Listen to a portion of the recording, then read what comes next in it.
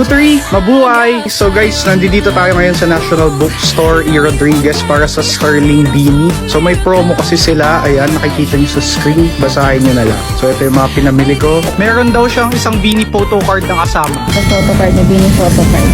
Bale, nag-qualify yung purchase natin sa isang Sterling X Beanie photo card. So pili tayo ng isa. So sana si Mika to or si Maloy. So ito tayo, tara, at buksan na natin. Ayan guys, i-open na natin ang ating Sterling X Beanie photo card. So buksan na natin. So sana si Mika o si Maloy ito.